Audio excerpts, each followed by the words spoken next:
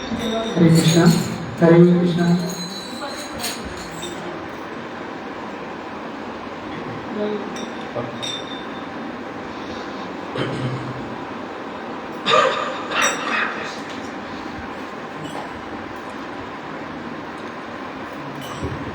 जय राधा माधव।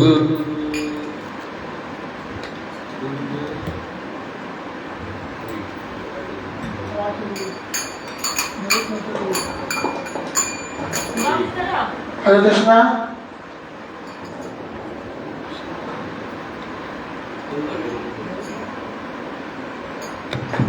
हरे कृष्ण। हरे कृष्ण।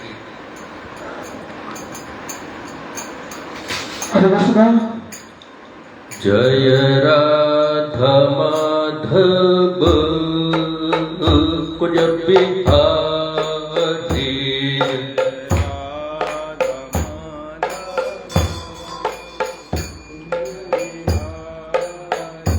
जय राधा माधव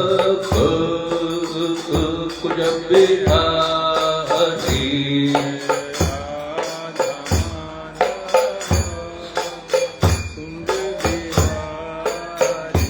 जय गोपी जन वल्लभ गिरिवरधारी।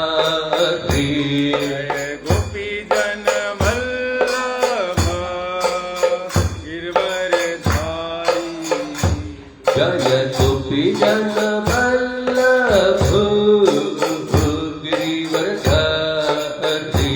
जय गोपी जन वल्लभ गिरवरधारी। यशोदनन्दन व्रज जन रंजन।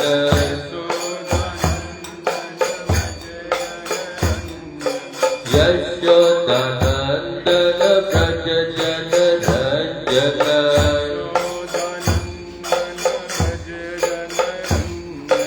यमुना तीरावनचारी।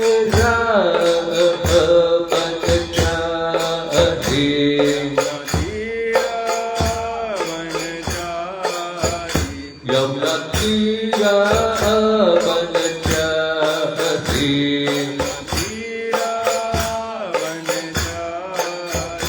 जय राधा माधव कुंज बिहारी।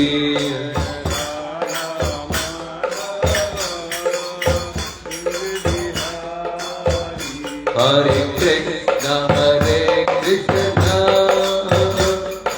कृष्ण हरे हरे।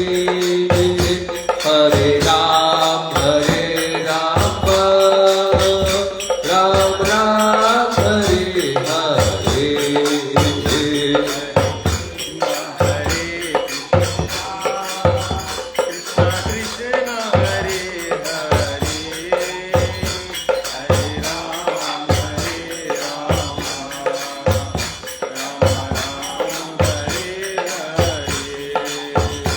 हरे Krishna Krishna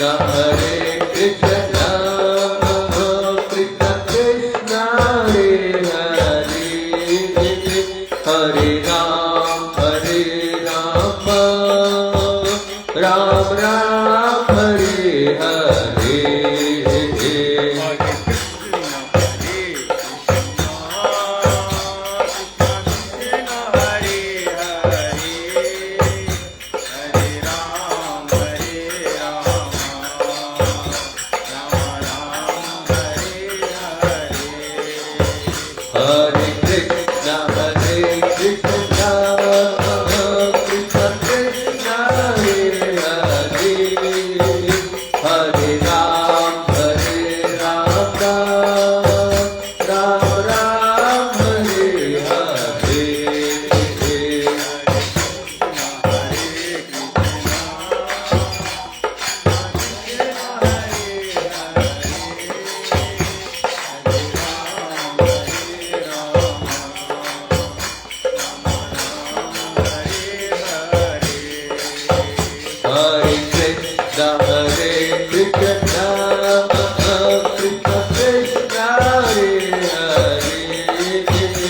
Hare Ram,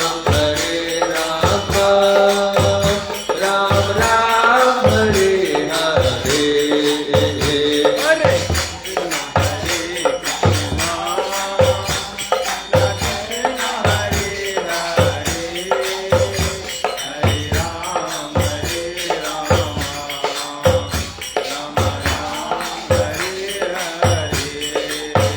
Hare Hare Krishna, Hare Krishna, Krishna Krishna, Hare Hare, Hare Ram,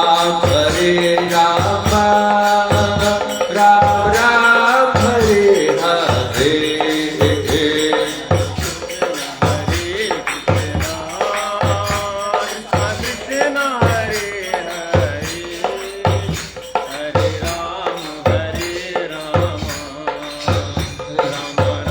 Hare Hare. Hare Krishna, Hare Krishna, Krishna Krishna, Hare Hare, Hare Ram, Ram Ram, Hare Hare. Hare Krishna, Hare Krishna, Krishna Krishna, Hare Hare, Hare Ram, Ram Ram, Hare Hare. Hare Krishna, Hare Krishna, Krishna Krishna, Hare Hare, Hare Ram, Ram Ram, Hare Hare. Hare Krishna, Hare Krishna,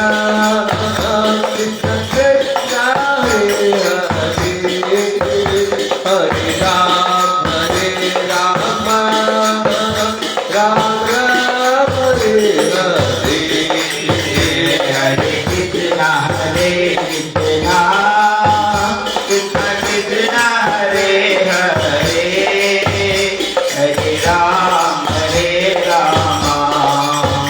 Ram Ram, Hare Hare. Jai Radha Shyam Sundar Radha Shyam Sundar Radhe. Jai Radha Shyam Sundar Radha Shyam, Radha Shyam Sundar Radha Shyam. Radha Shyam Sundar Radha Shyam Sundar Radhe.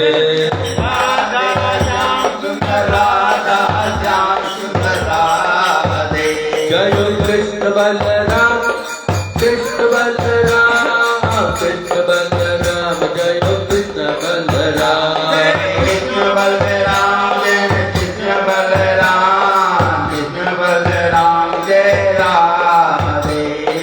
Vrindavan Dham, Vrindavan Dham, Vrindavan Dham, Jayo Vrindavan Dham.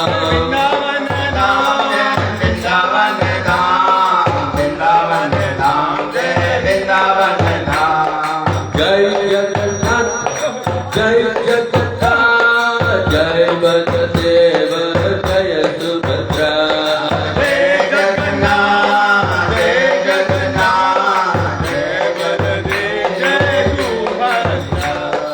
Sita Ram Lakshman Bhakta Hanuman, Sita Ram Lakshman Bhakta Hanuman.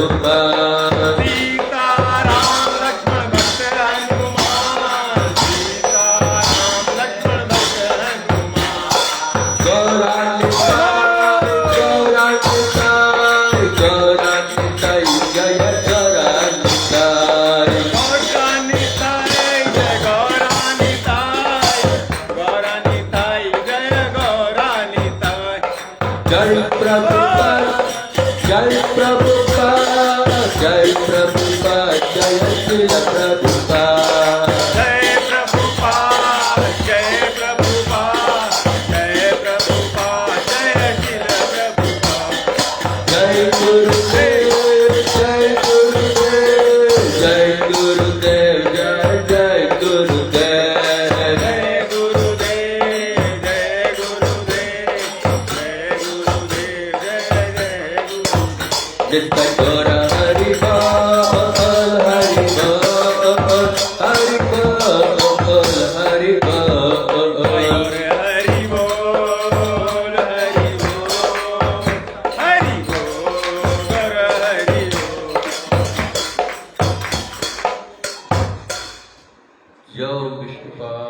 Paramhans विवेकाचार्य अष्टोत्तर षष्ठी श्रीमदभयचरणारविंद भक्ति वेदांत स्वामी श्रील प्रभुपाद की जय। विश्वपाद परमहंस विवेकाचार्य अष्टोत्तर षष्ठी श्रीमद भक्ति सिद्धांत ठाकुर श्रील प्रभुपाद की अनंत कोटि वैष्णव वृंद की नामाचार्य श्रील हरिदास ठाकुर की प्रेम से गो जय श्री कृष्ण चैतन्य प्रभु नित्यानंद श्री अद्वैत गदाधर श्रीवास शास्त्री गौर भक्त वृंद की जय। श्री राधा कृष्ण गोप गोपीनाथ श्याम कुंड राधा कुंड गिरी गोवर्धन की मथुरा वृंदावन धाम की मायापुर नवद्वीप धाम की जगन्नाथपुरी धाम की गंगा यमुना माई की भक्ति देवी तुलसी देवी की श्री श्री राधा श्याम सुंदर जी की श्री श्री कृष्ण बलराम जी की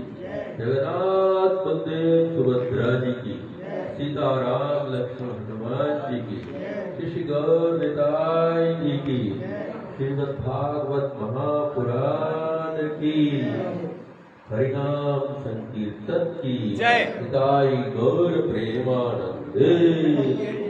All glory to assembled devotees, all glory to assembled devotees, all glory to assembled devotees, all glory to assembled Guru and Gauranga, all glory to Srila Prabhupada.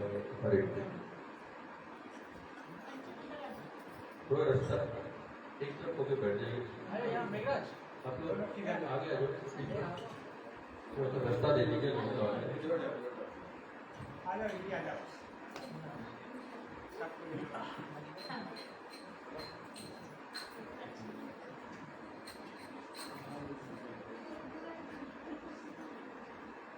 हरे कृष्ण कृष्ण कृष्ण हरे हरे, हरे राम राम राम हरे हरे।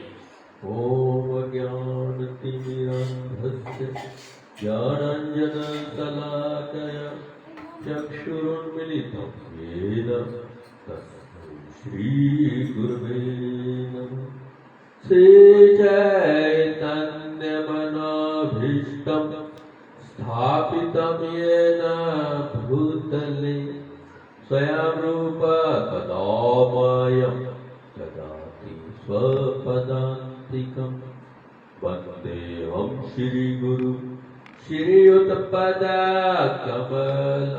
श्रीगुरुन् वैष्णवांश्च श्रीरूपं सग्रजतं सहगण रघुनाथान्वितं तं सजीवं साद्वैतं सावधूतं परिजनसहितं श्रीकृष्ण चैतन्यदेवं श्रीराधा कृष्णपादान् सहगण ललिता श्रीविशाखान्वितांश्च नमो विष्णुपादाय कृष्णपृष्ठाय भूतले श्रीमते भक्ति वेदांत स्वामिनिधि नामिने।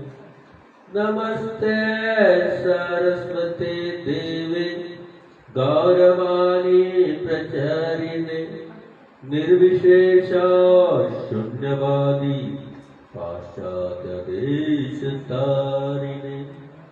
वाञ्छाकल्पतरुभ्यश्च कृपा सिन्धुभ्य एव च पतितानां पावनेभ्यो वैष्णवेभ्यो नमो नमः।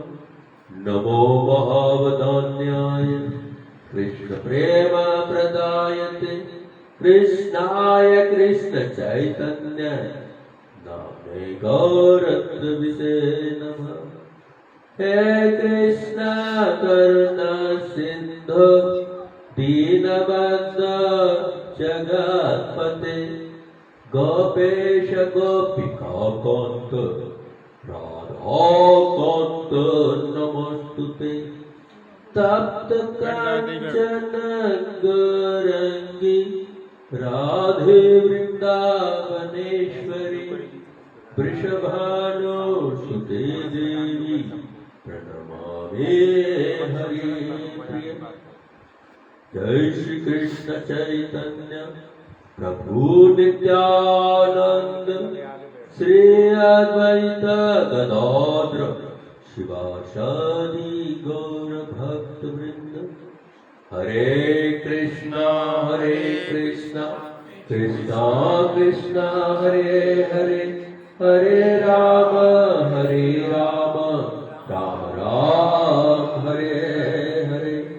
नारायणं नमस्कृत्य नरं चैव नरोत्तमं देवीं सरस्वतीं व्यासं ततो जयमुदीरये। ॐ नमो भगवते वासुदेवाय। ॐ नमो भगवते वासुदेवाय। ॐ नमो भगवते वासुदेवाय। हरे कृष्णा। कल हमने श्रवण किया था महाराज ध्रुव का चरित्र, महाराज प्रहलाद का चरित्र, कि दोनों ने ही, ध्रुव ने और जो उनके साथ अन्य असुर बालक पढ़ा करते थे, उनके जो सहपाठी थे, उनको भी भक्ति का उपदेश देते हुए कहते थे कौमाराचरत प्राज्ञो धर्मान भागवतानिह दुर्लभ मानुषम जन्मम तद अपि अध्रुवम अर्थदम। कि 5 वर्ष की आयु से ही, कौमार अवस्था से ही भगवान की भक्ति आरंभ कर देनी चाहिए।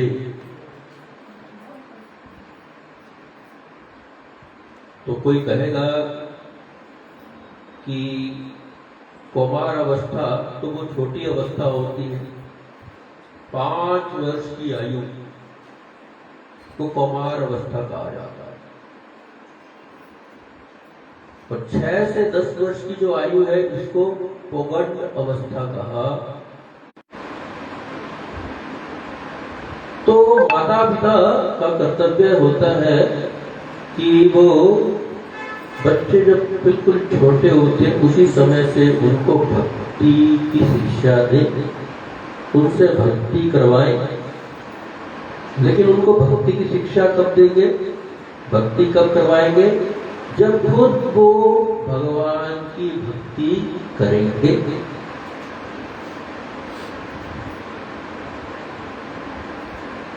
भगवान ऋषभदेव भागवत पुराण के 5वें स्कंद में कहते, गुरु ने सस्या शिष्य ने सस्या, गुरु ने सस्या स्वजनों ने सस्या, पिता ने सस्या जननी ने सस्या, देवम ने सस्या न सोपेत मोचयत मृत्यु।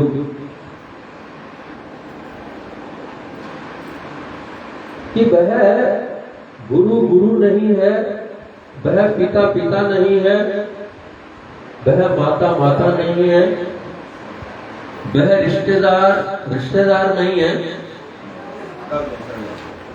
जो अपने पर निर्भर आश्रित शिष्य को, पुत्र को, भाई बंधु को, अपनी प्रजा को भक्ति की शिक्षा नहीं देता है,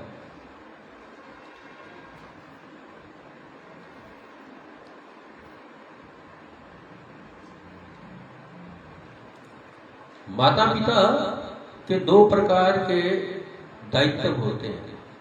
एक तो बच्चों का पालन पोषण करना, लेकिन उससे भी बड़ा दायित्व क्या होता है, उनको भक्ति की शिक्षा देना, सही संस्कारों की शिक्षा देना।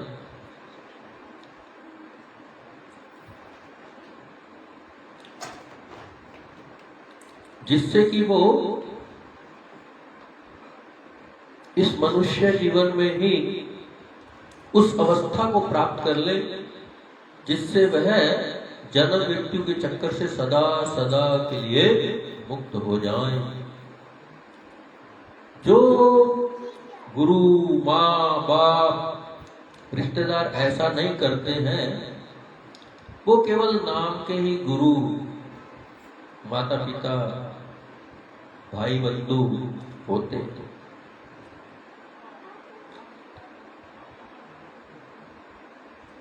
तो आज हम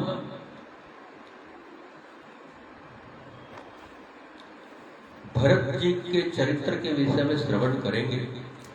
बड़ा महत्वपूर्ण चरित्र है, आप सब लोग सावधानी से श्रवण करिएगा।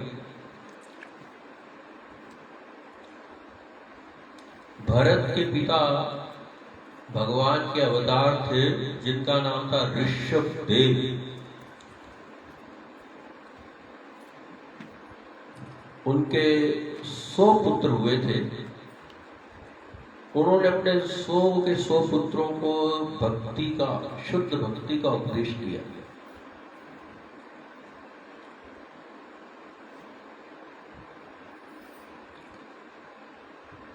और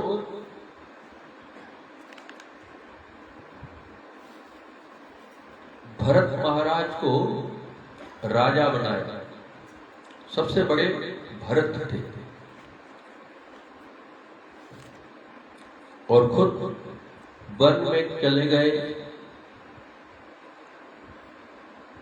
भगवान की भक्ति, शुद्ध भक्ति करते हुए, वे तो खुद ही भगवान के अवतार थे, लेकिन संसार के लोगों को शिक्षा देने के लिए कि कैसे व्यक्ति को इस संसार में रहकर भक्ति करनी चाहिए, तो वो वन में जाकर भगवान की शुद्ध भक्ति की और उन्होंने जो भागवत गति है उसको प्राप्त कर लिया। महाराज भरत, ये जो पूरी पृथ्वी है इसके 7 द्वीप हैं।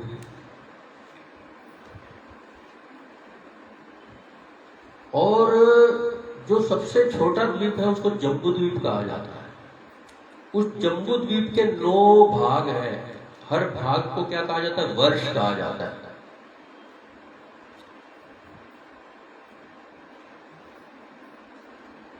भगवान ऋषभदेव जम्बू द्वीप का जो 9वां वर्ष है, जिसको नाभि वर्ष या नाभ वर्ष कहा जाता था, जब वो राजा बने तो उसका नाम अजनाभ वर्ष हो गया था। क्योंकि अज का मतलब होता है अजन्मा। भगवान ऋषभदेव क्योंकि भगवान के अवतार है और भगवान का एक नाम अज भी है। और उनके पिता का नाम नाभि था, तो नाभि के कारण जम्बू द्वीप के 9वें वर्ष का नाम, जिसके वो राजा थे, नाभि, तो नाभ वर्ष या नाभि वर्ष हो गया था। लेकिन जब ऋषभदेव राजा बने तो उस वर्ष का नाम अज और जुड़ गया उसके साथ, तो अजनाभ वर्ष हो गया। लेकिन जब भरत उस वर्ष के राजा बने, अजनाभ वर्ष के, तो तब से उसका नाम भारत वर्ष हो गया। तो हम लोग भारत वर्ष में रहते हैं। जम्बू द्वीप का जो 9वां वर्ष है, जो पहले नाभ वर्ष के नाम से जाना जाता था या नाभि वर्ष के नाम से जाना जाता था, उसका नाम पड़ा था अजनाभ वर्ष। लेकिन जब से भरत ऋषभदेव के सबसे बड़े पुत्र राजा बने, तब से वो क्या कहलाने लगा?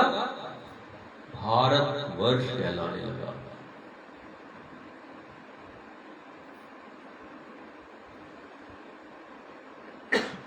महाराज भरत का जो विवाह है वो पंचजनी से हुआ और उनको 5 पुत्रों की प्राप्ति हुई। महाराज भरत समस्त सद्गुणों से संपन्न थे। भगवान के बहुत बड़े भक्त थे और प्रजा से वैसा ही प्रेम करते थे जैसे कोई पिता अपनी संतान से प्रेम करता है। और सारी प्रजा कर्तव्य हैं, उन कर्तव्यों का भी निर्वाह करते थे और साथ ही साथ यज्ञों के द्वारा भगवान हरि की आराधना भी करते थे। जो यज्ञ करते थे वो यज्ञ भी भगवान की प्रसन्नता के लिए करते थे और उस यज्ञ का जो फल होता था वो भी भगवान को अर्पित कर देते थे। श्री कृष्ण गीता में कहते हैं यज्ञार्थात् कर्मणोऽन्यत्र लोको अयं कर्म बंधन तदर्थम कर्म कौन्तेय मुक्त संग समाचर। कि व्यक्ति को अपने स्वधर्म का पालन करना चाहिए, अपने कर्म का पालन करना चाहिए। कर्म के पालन का अर्थ क्या है? ब्राह्मण, क्षत्रिय, वैश्य, शूद्र में जो भी हम हैं, हमें उन कर्मों का पालन करना चाहिए। जैसे कोई ब्राह्मण है तो उसके कर्म शास्त्रों में क्या बताए गए हैं? यज्ञ करना, यज्ञ करवाना, दान, लोगों की रक्षा करना। वैश्य का कार्य क्या है? खेती व्यापार आदि करना। शूद्रों का कार्य क्या है? ब्राह्मणों, क्षत्रियों और वैश्य करता है, उसको स्वधर्म कहा जाता है। लेकिन इस स्वधर्म का जो पालन है वो स्वार्थ से नहीं करना चाहिए। उस स्वधर्म का जो पालन है वो भी भगवान हरि को प्रसन्न करने के लिए ही करना चाहिए। अगर भगवान हरि को प्रसन्न करने के लिए नहीं करेंगे तो फिर भली भांति पालन किया गया जो स्वधर्म है वो भी हमारे कर्म बंधन का कारण बन जाएगा। इसलिए भागवत पुराण का जो दूसरा अध्याय है पहले स्कंद का, उसमें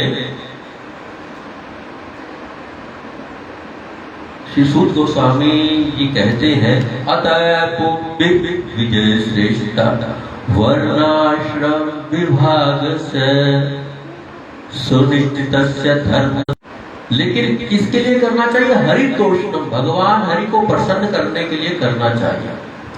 आज के संदर्भ में कोई व्यक्ति अगर नौकरी कर रहा है, व्यापार कर रहा है, ठीक है, वो कर रहा है, तो उसको किसके लिए करना चाहिए? भगवान हरि को प्रसन्न करने के लिए करना चाहिए।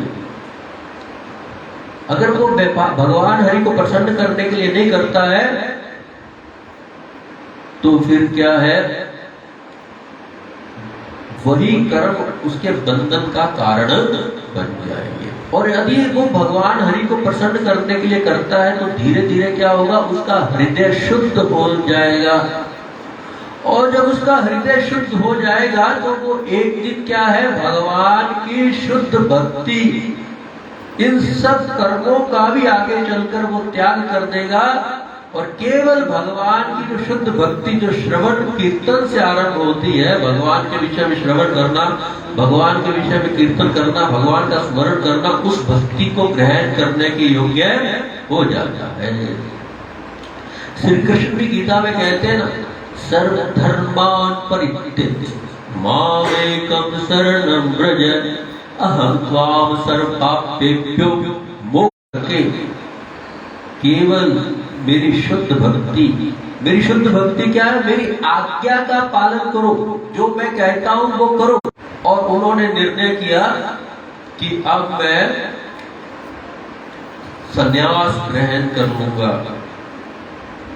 वन में चला जाऊंगा, केवल भगवान की शुद्ध भक्ति करूंगा। क्योंकि जीवन का जो परम लक्ष्य है वो तो भगवान की शुद्ध भक्ति करना है।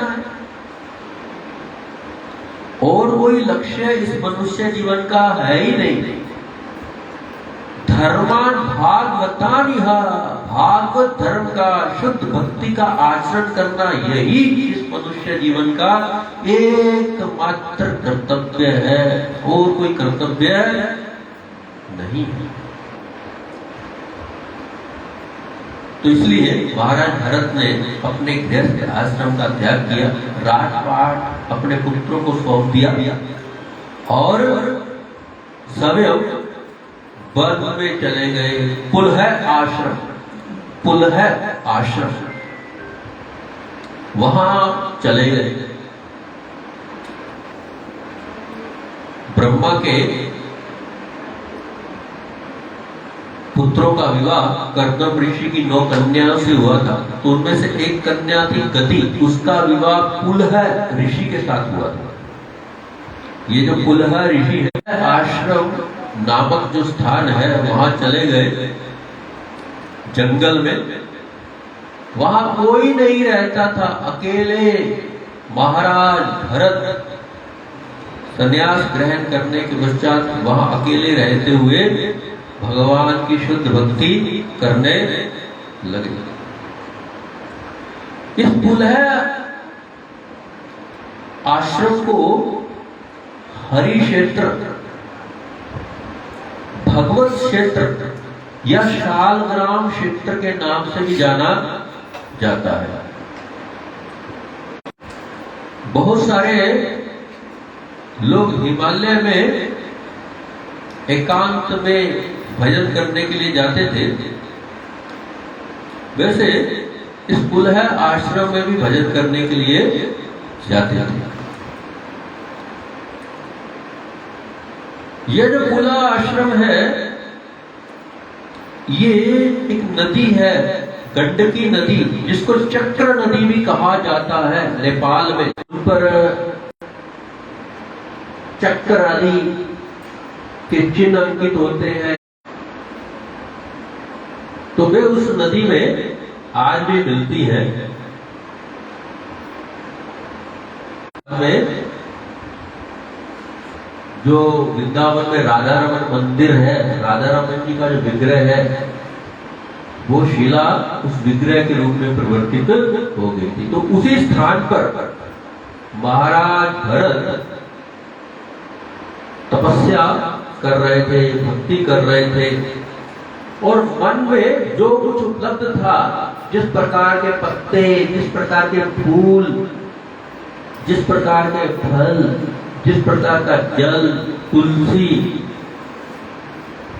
कंद मूल आदि जो उपलब्ध होता था, उसके द्वारा वे भगवान श्री हरि की आराधना करते थे।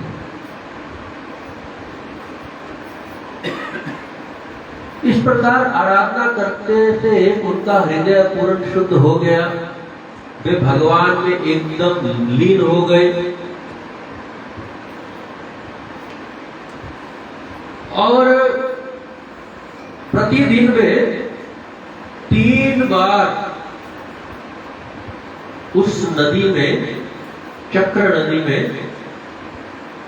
स्नान करते थे। उससे उनकी जो ये रह रहे थे, और जब जटाएं बड़ी बड़ी हो जाती हैं और 3 बार स्नान प्रतिदिन करते थे जटाओं सहित, तो जटाएं तो हमेशा गीली गीली रहेंगी। वे सूर्य में भगवान सूर्य नारायण की पूजा करते थे। जो सूर्य है, हरि श्री कृष्ण का ही एक स्वरूप है। सूर्य नारायण किया करते थे।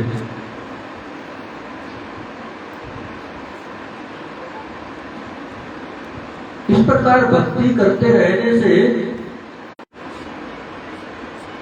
रोने लगे। जब भगवान का दर्शन प्राप्त होता तो आनंद आ जाता और उस आनंद में अश्रु आ जाते, और जब भगवान अप्रकट हो जाते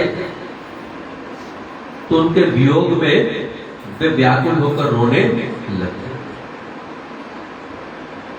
भगवान की स्तुति करते, भगवान को प्रणाम करते, इस प्रकार से वे भक्ति कर रहे थे। एक दिन प्रतिदिन की भांति वे उसी गंडकी चक्र नदी के, उन्होंने गंडकी नदी में स्नान कर लिया था और वे प्रणव ओम का उच्चारण जप कर रहे थे।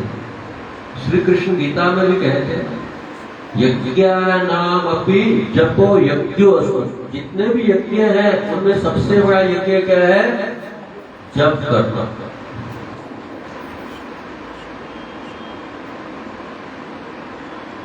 यज्ञ तो हरि तो यज्ञ तो कई प्रकार के होते हैं, लेकिन सबसे बड़ा जो यज्ञ है वो भगवान के नाम का जप करना।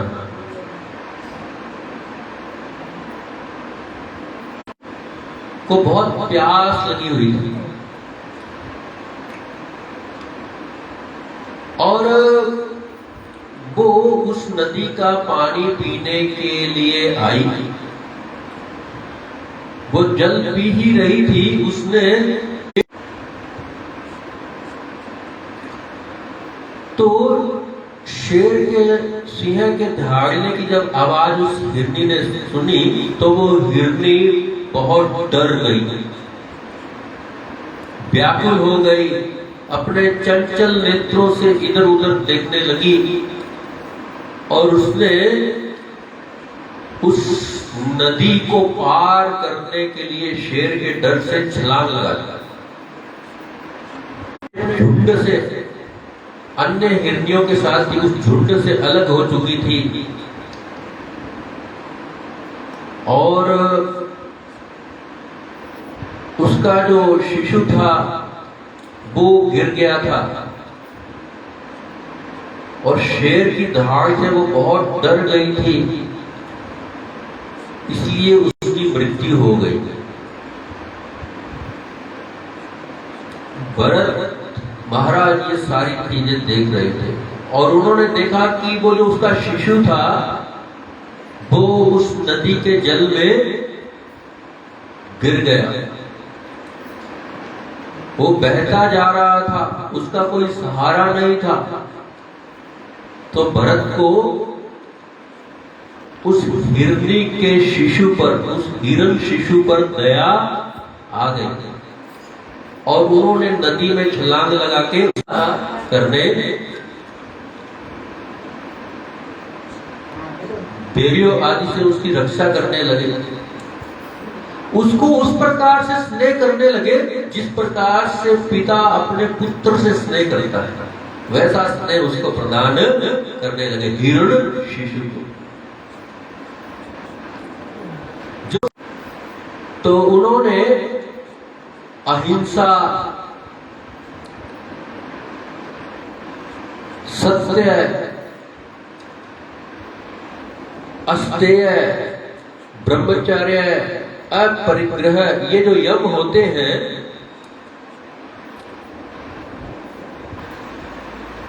नियम, और जो नियम होते हैं शौच, संतोष, तपस्या, स्वाध्याय, ईश्वर परिणाम, पतंजलि में 5 यम और 5 नियम बताए गए। तो उन यम और नियमों का उसी की देखभाल में लगे रहने लगे।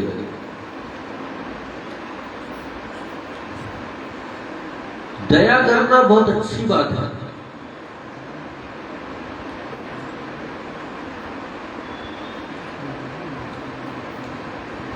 भगवान कपिल देव ने भी अपनी माता देवहूति को उपदेश दिया था, तितिक्षुव कारुणिका सुहृदम सर्वदेहिनाम अजासत्रवै शांत साधवै साधुमुष्ट। कारुणिका की करुणा करनी चाहिए, दया करनी चाहिए। तो उसको बचाना, हिरण शिशु को बचाना भरत महाराज का कर्तव्य था। तो दया करना ठीक है, उसको घास आदि खिलाना भी ठीक है, लेकिन वो अब धीरे धीरे उसमें इतने आसक्त हो रहे थे कि उन्होंने अपनी साधना का त्याग कर दिया। ये ठीक नहीं थे।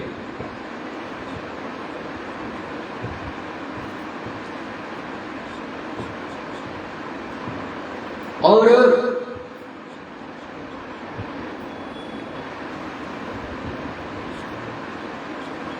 जब कहीं वो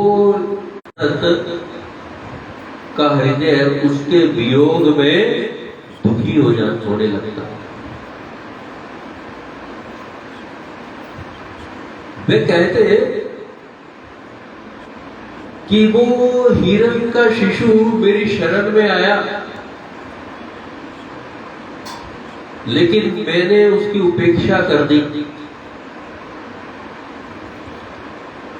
मुझे उसकी उपेक्षा नहीं करनी चाहिए थी। मैंने उसके शायद ध्यान में कुछ देखभाल में कुछ कमी रख दी, इसलिए वो इधर उधर चला गया है।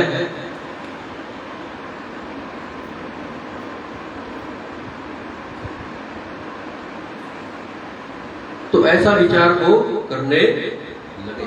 जब वो जंगल में पूजा की सामग्री लेने के लिए जाते तो पीछे से कहीं कोई जंगली जानवर उसको खा ना जाए, तो उस हिरण शिशु को भी साथ में ले जाने लगे।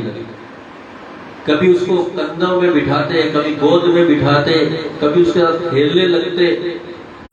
ये भरत महाराज ने भी एक दृश्य देखा। उस दृश्य को देखने के कारण उनकी इतनी ज्यादा आसक्ति बढ़ गई, उन्होंने सारा कुछ त्याग कर दिया था। अपनी पत्नी का त्याग कर दिया था, अपने पुत्र समाधि लगाते, मानो समाधि में चले गए हो ऐसा अभिनय करते, आंखें बंद करते। तो उस समय वो हिरण शिशु जो है वो बकरी को झूठा कर देता, तो वे प्रेम से जब उसको डांटते फटकारते, वैसे डांटते फटकारते नहीं, प्रेम से डांटते फटकारते, तो वो हिरण शिशु ऐसे चुपचाप बैठ जाता जैसे ऋषि कुमार हो, कोई ऋषि का बालक। जो उस हिरण शिशु के चिन्ह बने होते थे उसको देखकर कहते मन ही मन, ये पृथ्वी ने मुझसे बहुत बड़ी तपस्या की है, इसके कारण इस हिरण शिशु के जो चिन्ह है वो इस पृथ्वी पर अंकित है।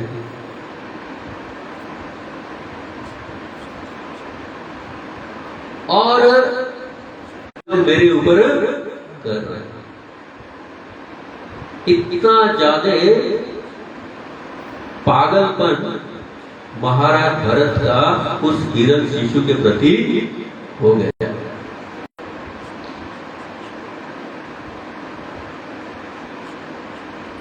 इस प्रकार से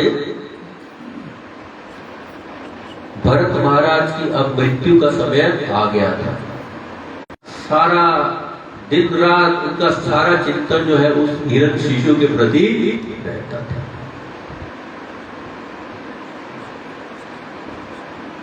लेकिन अब उनको उस हिरण शिशु को छोड़ के जाना था। इस संसार में हम किसी से कितना भी प्रेम क्यों न करें,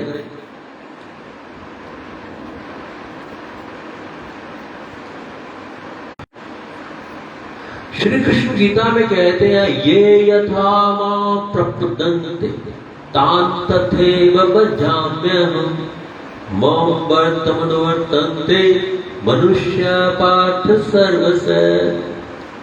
कि जो जिस भाव से मेरी शरण लेता है मैं उसी भाव से उसका भजन करता हूं। भगवान गीता में कह रहे हैं भजाम्य हम, भजन मैं करता हूं। वो मेरी शरण जिस भाव से लेता है उस प्रकार से मैं उसका भजन करता हूं।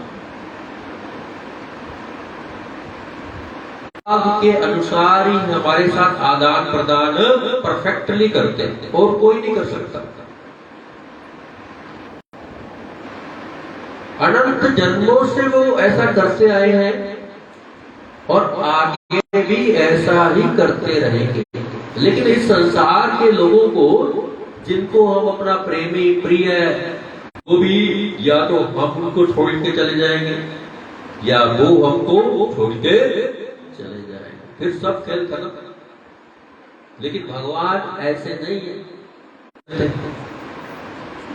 फिर विवाह हो जाता है, अपनी पत्नी से प्रेम करने लगते हैं, फिर बच्चे हो जाते हैं, फिर बच्चों से प्रेम करने लगते हैं। पहले जिससे प्रेम करते थे उससे प्रेम थोड़ा कम हो जाता है, और जिसको जो नया है, जो जीवन में आता है, उसके प्रति हमारा प्रेम बढ़ जाता है। इस संसार में क्योंकि जिससे हम प्रेम करते हैं वो प्रेम हमको संतुष्ट नहीं कर पा रहा है, इसलिए हम दूसरे से प्रेम करने लगते हैं। लेकिन वास्तव में हमारा जो प्रेम है वो भगवान के साथ है। नित्य सिद्ध कृष्ण प्रेम साध्य कबूल है। हमारा जो नित्य प्रेम है वो तो भगवान के प्रति है, लेकिन हम क्या कर रहे हैं, वो प्रेम दूसरों में ढूंढ रहे हैं। लेकिन जिस प्रकार से भगवान ही उस प्रेम के साथ भली भांति हमारे साथ आदान प्रदान कर सकते हैं, वैसा आदान प्रदान वो तो कर नहीं सकता। इसलिए फ्रस्ट्रेटेड हो जाते हैं। फिर भगवान के प्रति जो प्रेम है हमारा वो दूसरों में ढूंढने की कोशिश करते हैं, लेकिन कहीं से संतुष्टि नहीं मिलती है।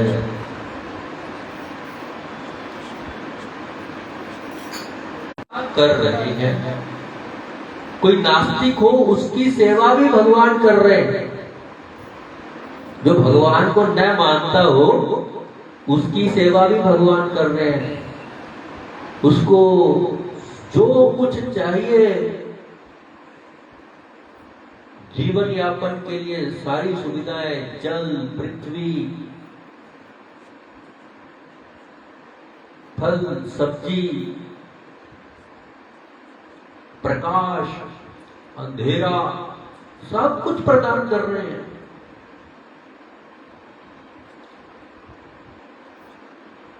तो बस वो क्या कहते हैं कि तू शरण ले मेरी।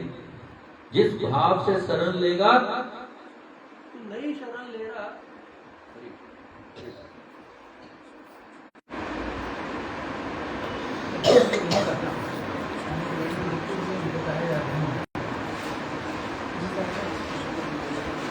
हरि, तू शरण नहीं ले रहा तो भी मैं तेरी सेवा कर रहा हूं। तू शरण लेके तो देख, फिर मैं तेरे लिए क्या करता हूं, फिर तुझे समझ में आएगा।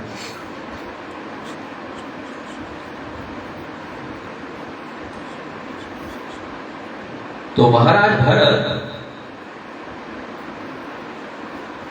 ने शरीर का त्याग कर दिया, उनकी मृत्यु हो गई।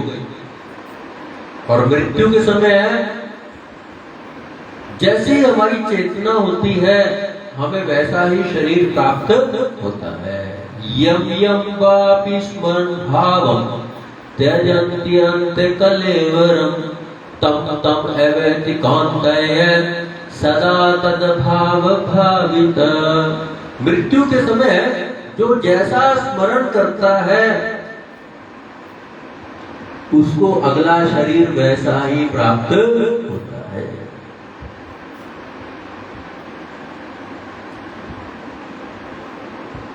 और मृत्यु के समय स्मरण हम कैसा करेंगे, जो हम जीवन भर जैसा करते आए हैं उसके कारण हम जिससे सबसे अधिक अटैच हो जाएंगे, आसक्त हो जाएंगे, हमारा चिंतन वैसा ही हो जाएगा। जैसे अजामिल ने मृत्यु के समय किसका चिंतन किया? अपने पुत्र नारायण का चिंतन किया। वो सबसे अधिक उससे अटैच था, आसक्त था। तो उसने कहा कि मृत्यु आई, नारायण नारायण नारायण, अपने पुत्र को पुकारा। उसी प्रकार से भरत महाराज की जब मृत्यु आई तो उन्होंने उस हिरण शिशु का चिंतन किया और शरीर का त्याग कर दिया। तो अगले जन्म में उनको हिरण का शरीर प्राप्त हो गया। महाराज भरत से वो हिरण बन गए। हमारे साथ ऐसा कितनी बार हो चुका है। हम पता नहीं कितनी बार इंद्र बन चुके हैं, कितनी बार ब्रह्मा बन चुके हैं, कितनी बार हम लोग सांप बिच्छू वृक्ष बन चुके हैं।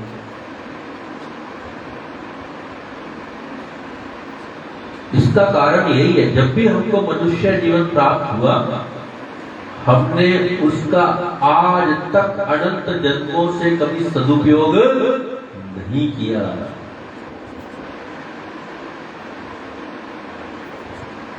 लेकिन भरत महाराज की एक विशेषता थी कि उन्होंने खूब भक्ति की थी भगवान की। और भक्ति क्या है, कभी नष्ट नहीं होती है। भक्ति की ये विशेषता है, वो कभी नष्ट नहीं होती। नेहा अभिक्रमनाशो प्रत्यवायोन्य विद्यते स्वल्पमस्य धर्मस्य त्रायते महतो भयात्। थोड़ी सी भी भक्ति कर लो तो इसका कभी नाश नहीं होता। और भरत महाराज ने तो बहुत भक्ति की थी। उनको हिरण का शरीर प्राप्त हुआ, लेकिन उनकी चेतना हिरण जैसी नहीं थी।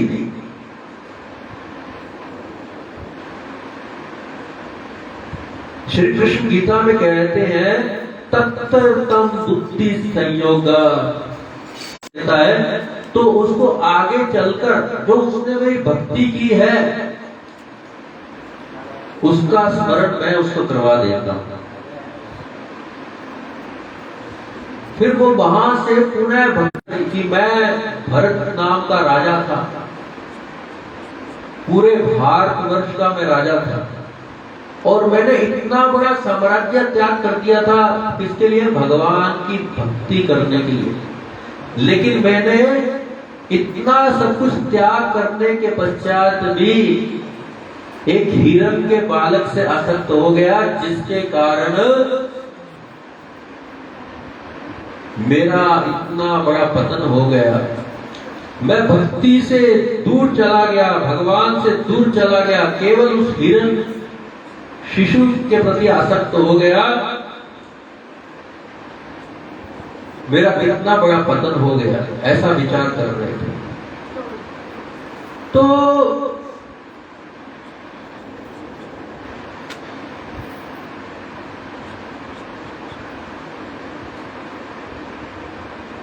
अगर हम भक्ति करते हैं तो हमें ये देखना चाहिए कि कहीं हमारी किसी के प्रति संसारिक आसक्ति बहुत अधिक बढ़ तो नहीं रही है। कर्तव्यों का पालन करना ठीक है, जैसा भरत महाराज जब शासन कर रहे थे तब अपने कर्तव्यों का पालन भली भांति कर रहे थे, उनकी किसी से आसक्ति नहीं थी, इसलिए उन्होंने बड़ी आसानी से राजपाट, परिवार सबका त्याग करके वो वन में चले गए। तो कर्तव्यों का पालन गृहस्थ आश्रम में रहते हैं तो करना चाहिए। बाप है तो बाप के कर्तव्यों का पालन करना चाहिए, माँ है तो माँ के कर्तव्यों का पालन करना चाहिए, पुत्र है तो पुत्र के कर्तव्यों का पालन करना चाहिए, लेकिन सांसारिक आसक्ति नहीं होनी चाहिए।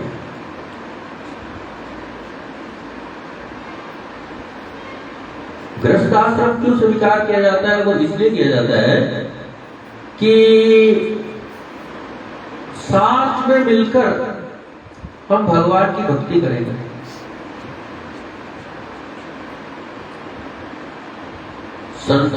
हम साथ में मिलकर भगवान के प्रति आसक्त होंगे, एक दूसरे के प्रति आसक्त नहीं होंगे। किसके प्रति आसक्त होंगे, भगवान के प्रति आसक्त होंगे। लेकिन मूर्ख मनुष्य इस बात को भूल जाता है, भगवान से आसक्त होने की बजाय परिवार के लोग एक दूसरे से अटैचमेंट हो जाते हैं, आसक्त हो जाते हैं। जिन देहों का त्याग करना है, जो नश्वर देह है जिसका त्याग करना, उस देह के प्रति आकर्षित हो जाते हैं, उस देह से आसक्त हो जाते हैं। लेकिन जिसके साथ हमारा सदा सदा का संबंध है उसको भूल जाते हैं। तो इस प्रकार से हिरण के शरीर में महाराज भरत की भक्ति वैराग्य बहुत अधिक बढ़ गया। उन्होंने निर्णय किया कि अब मैं किसी भी प्रकार की सांसारिक आसक्ति नहीं रखूंगा। उन्होंने अपने जन्म स्थान कालंजर पर्वत, इन हिरण का जन्म कालंजर पर्वत में हुआ था, तो उस कालंजर पर्वत का त्याग करके पुनः उसी फूले आश्रम में आ गए और वहां रहकर सब समय भगवान का चिंतन करने लगे, विचार करने लगे हिरण के शरीर में।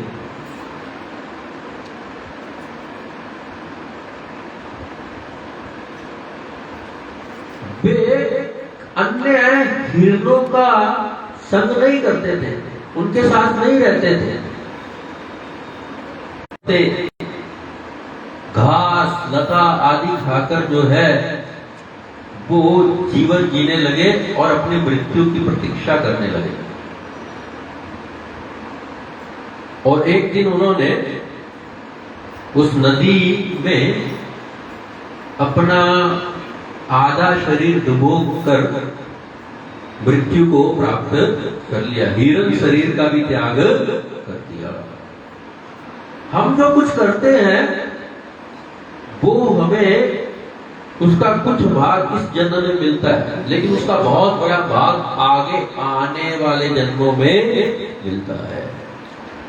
आज के समय में मनुष्य क्या सोचता है, जो स्वर्ग है, जो नर्क है, जो सुख है, दुख है, वो केवल इस जन्म का है।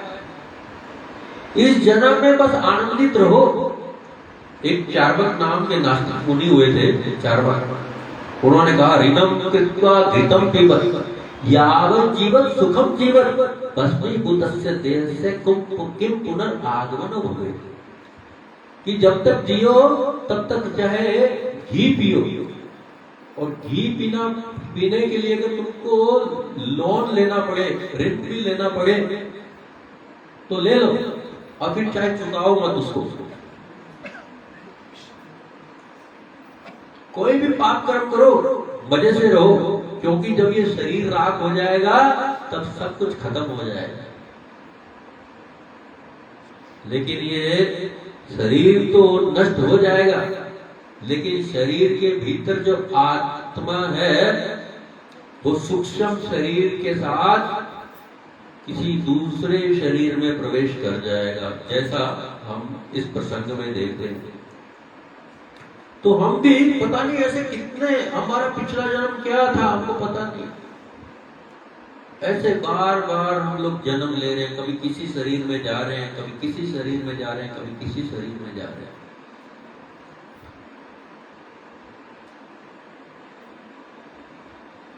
तो अब इसके पश्चात भरत महाराज हिरण का शरीर जब उन्होंने त्याग कर दिया तो तीसरा शरीर उनको प्राप्त हुआ एक ब्राह्मण के घर में। पहला जो जन्म था वो क्षत्रिय के रूप में हुआ, दूसरा जन्म पशु के रूप में हुआ, और तीसरा जो जन्म है वो एक ब्राह्मण, अंगिरा वंश में ब्राह्मण थे, उनके यहाँ हुआ। उनकी दो पत्नियां थी उन ब्राह्मण देवता की। पहली पत्नी से 9 पुत्र हुए थे और दूसरी पत्नी से जुड़वा संतान उत्पन्न हुई थी, एक बेटा और एक बेटी। जो बेटा था वही भरत महाराज थे, जो आगे चलकर जड़ भरत कहलाए।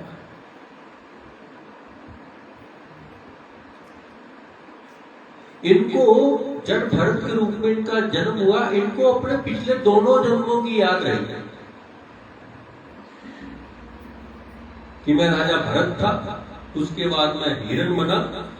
तो इस जन्म में उन्होंने ये संकल्प लिया, ये निश्चय किया कि मैं किसी भी प्रकार की सांसारिक आसक्ति उत्पन्न नहीं करूंगा। मेरी एक आसक्ति के कारण मुझे हिरण का शरीर प्राप्त करना पड़ा। अगर हम संसार में जरा सा भी आसक्त रहते हैं, सुई के जितनी आसक्ति भी हमारी रहती है, तो हमें दोबारा इस संसार में आना पड़ेगा। उस इच्छा को, उस कामना को पूरा करने के लिए। जब 100% हृदय शुद्ध हो जाएगा सब आसक्तियों से, सब कामनाओं से, तब हम भगवत धाम में जाने के अधिकारी बन पाते हैं। तो हम सब लोग तो आसक्तियों से भरे हुए हैं। और भरत महाराज की सिर्फ एक ही आसक्ति थी। तो जड़ भरत के रूप में उन्होंने सारी बातों को याद किया और निर्णय लिया, इस जन्म में मैं एक भी प्रकार, किसी भी प्रकार से आसक्त नहीं रहूंगा, उस प्रकार से मैं जीवन जीऊंगा। तो जड़ भरत, ये इनका नाम है जड़, ये जड़ भरत के नाम से जाने जाने लगे। संसार के प्रति ये जड़ हो गए।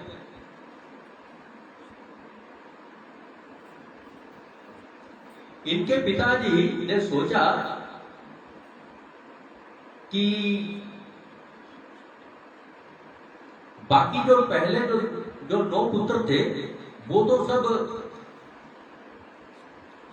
शिक्षा प्राप्त कर रहे थे कि कैसे आगे चल के अपनी जीविका चलानी है। पिताजी से उन्होंने शिक्षा प्राप्त कर ली थी, तो सोचा कि इसको भी शिक्षा दे दूं, आगे चल के अपना जीवन चलाएगा। तो लौकिक शिक्षा देने लगे उसको, उसका यज्ञोपवीत संस्कार आदि भी किया जड़ भरत का।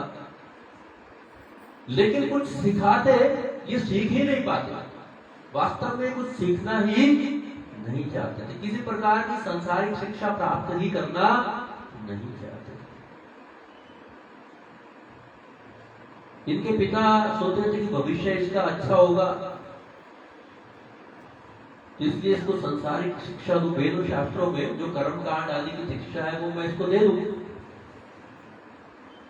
2 प्रकार की विद्या है शास्त्रों में, एक है अपरा विद्या और एक है परा विद्या।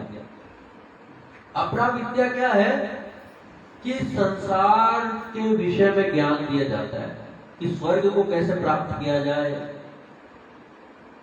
संसारिक कामनाओं को कैसे पूरा किया जाए, संसारिक कामनाओं को पूरा करने के लिए कौन कौन से शास्त्रों में कर्तव्य कर्म बताए गए उनका कैसे पालन किया जाए। तो सामान्यतः लोग जो है ये जो धर्म अर्थ काम है इसी में ही ज्यादा रहते हैं। तो उन्होंने धर्म अर्थ काम की शिक्षा जो है वो जड़ भरत को देनी चाहिए, लेकिन जड़ भरत की उसमें कोई रुचि ही नहीं थी। उनकी रुचि तो परा विद्या, केवल भगवान के विषय में ज्ञान प्राप्त करने की, भगवान की भक्ति करने की थी। तो जड़ भरत के पिता अपना कर्तव्य समझकर, पिता का कर्तव्य समझकर उनको जितना शिक्षा देने की कोशिश करते, जड़ भरत कुछ सीख ही नहीं पाते, तो उनके पिता बड़े दुखी रहते थे। तो एक दिन उनके पिता की मृत्यु हो गई, और जब पिता की मृत्यु हो गई तो उनकी जो दूसरी पत्नी अर्थात भरत महाराज की जो माता है वो भी उनके साथ सती हो गई।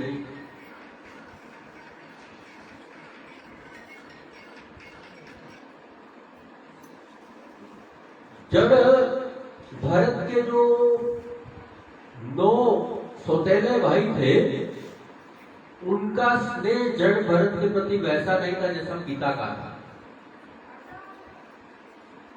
तो उन्होंने सोचा कि इसको पढ़ाने लिखाने का कोई फायदा तो है नहीं, कि कुछ सीख ही नहीं पाता, ये तो मूर्ख है नहीं। तो इसलिए उन्होंने उसको पढ़ाया लिखाया नहीं। उन्होंने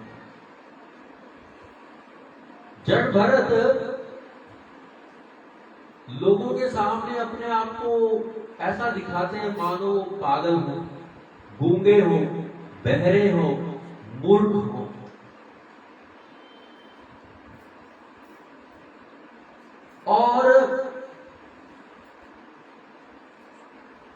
वे किसी भी प्रकार की कोई औपचारिकता या संसार के लोगों से किसी भी प्रकार का कोई संबंध स्थापित, प्रेम स्थापित, स्नेह स्थापित या किसी प्रकार की मान प्रतिष्ठा की उनकी इच्छा ही नहीं थी। वे तो निरंतर हृदय में भगवान हरि का भजन कर रहे थे, भक्ति कर रहे थे। उनकी उच्च स्थिति को कोई समझ ही नहीं पा रहा। वो भक्ति भी इस प्रकार से कर रहे थे, किसी को पता ही नहीं चल रहा था कि ये भगवान के इतने बड़े शुद्ध भक्त हैं। इस प्रकार से वो भक्ति कर रहे हैं। हम तो थोड़ी सी भी भक्ति करें तो उसका दिखावा पहले चालू हो जाता है। भक्ति तो बहुत दूर की बात है, दिखावा हम ज्यादा करते हैं।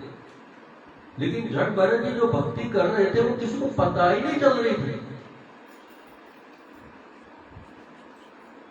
जो कुछ मिल जाता वो खा पी लेते, जो कोई उनको जैसा काम करने के लिए कह देता वैसा काम करने में वो लग जाते। कभी किसी से लड़ाई झगड़ा नहीं करते थे।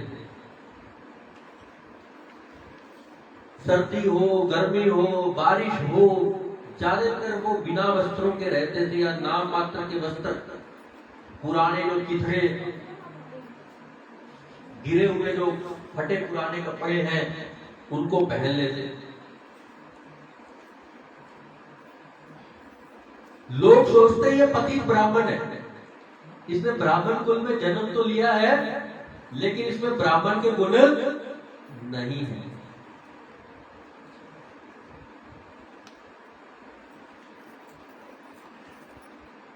जहां पर उनके भाइयों ने उनके भाई जड़ भरत को कहते कि इस स्थान को खोद दो, उनको भगवान के ध्यान में वो इतने मगन रहते थे कि जहां खोदना होता था वहां मिट्टी भर देते थे, और जहां मिट्टी भरनी होती थी वहां खोद भी देते थे,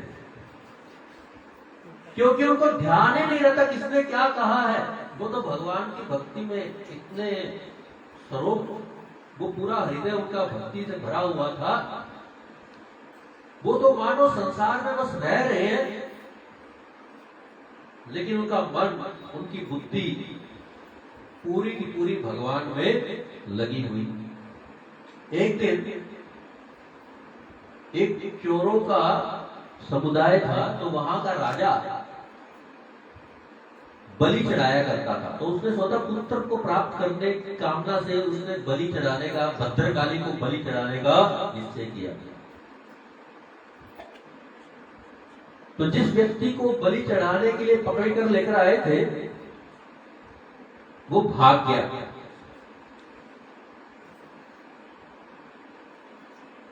तो ये जो चोर राज था, इसके जो अन्य चोर थे, लुटेरे जो सिपाही थे, वो देखने के लिए गए कि बलि अब किसकी चढ़ाई जाए। तो उनको वहां खेतों की रखवाली कर रहे जड़ भरत दिखाई दिए। तो वो जड़ भरत को पकड़कर ले आए बलि के लिए। जड़ भरत ने इसका भी विरोध नहीं किया कि मुझे क्यों पकड़कर लेकर जा रहे हो। और जो बलि की जो विधि है उसके अनुसार उनको स्नान करवाया गया, उनको नए वस्त्र पहनाए गए। बलि चढ़ाने से पहले स्नान करवाया गया, नए वस्त्र पहनाए गए, आभूषण अलंकार पहनाए गए, चंदन माला तिलक से सुशोभित किया गया उनको खूब खाना खिलाया, कहा कि आप खाओ। और फिर भद्रकाली के सामने ले आए, उसका सर भद्रकाली को अर्पित करने के लिए। भद्रकाली के मंत्रों से अभिमंत्रित जो खड़ग थी, जो तलवार थी, उसके द्वारा जैसे ही मुख्य पुरोहित ने जड़ भरत का सिर काटना चाहा, भद्रकाली कौन है? भगवान श्री हरि की भक्त है, बहुत बड़ी भक्त है। उन्होंने देखा कि ये भगवान का भक्त, इसको मुझे अर्पित कर रहे हैं। तो भद्रकाली ने कहा कि मेरे प्रभु का ये भक्त है, ये बलि चढ़ाने के योग्य नहीं है, मुझे इसकी रक्षा करनी चाहिए। तो भद्रकाली उस मूर्ति में बहुत क्रोधित हो गई, क्रोध में जलने लगी और उस मूर्ति को तोड़कर बाहर आ गई।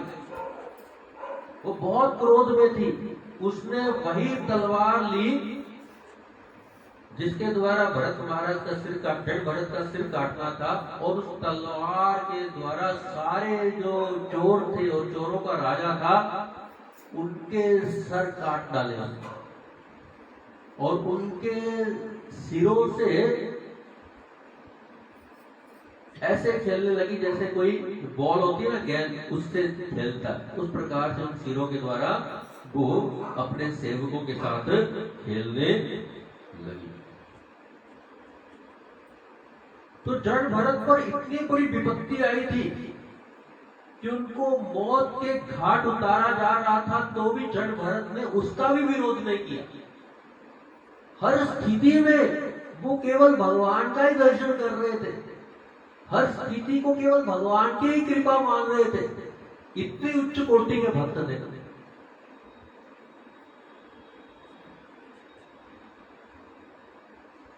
बहुना जन्मनावन्ते ज्ञानवान मां प्रपद्यते वासुदेव सर्वमिति स महात्मा दुर्लभ। भगवान का सब परिस्थितियों में, सब स्थानों में, सब जगह, सब प्राणियों में दर्शन करना।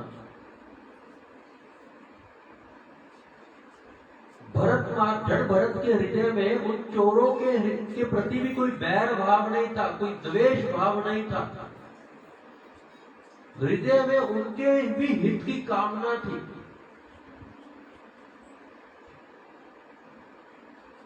इतनी बड़ी भक्ति उनके हृदय में थी। तो जड़ भरत तो सब कुछ सह रहे थे, लेकिन भद्रकाली सह नहीं पाई थी। ये भगवान का भक्त है, इसका इतना बड़ा अपमान किया जा रहा है, इसको मारा जा रहा है। कहां तो इसकी कितनी भारी सेवा हो रही थी और कहां ये इसको मार रहे हैं। तो भद्रकाली भगवान की भक्त वो सह नहीं पाई। उसने उन सब अपने जो उसकी उपासना कर रहे थे उनको ही मौत के घाट उतार दिया। तो सभी जो देवी देवता हैं वो प्रसन्न कब होते हैं? जब हम उनके स्वामी भगवान श्री हरि का भजन करने लगते हैं। यथा तरोर मूल निषेचनेन तृप्यन्ति तत्सदुपशाखा प्राण उपार तथेन्द्रियाणाम तथैव सर अहर्णम अच्युतया। जैसे कोई व्यक्ति वृक्ष की जड़ में जल डाल दे तो सारे वृक्ष को पानी मिल जाता है, पत्तों को भी पानी मिल जाता है, तनों को भी पानी, तने को भी पानी मिल जाता है, शाखाओं को भी पानी मिल जाता है, पत्तियों को भी पानी मिल जाता है, टहनियों को भी पानी मिल जाता है, केवल जड़ में पानी डालने से। उसी प्रकार से समस्त देवताओं की उपासना हो जाती है। अगर समस्त देवताओं का जो मूल है, जो जड़ है भगवान हरि, उनको तृप्त कर दिया जाए, उनकी भक्ति कर ली जाए। देवी देवता तब ज्यादा प्रसन्न होते हैं जब हम उनके स्वामी भगवान हरि का भजन करते हैं।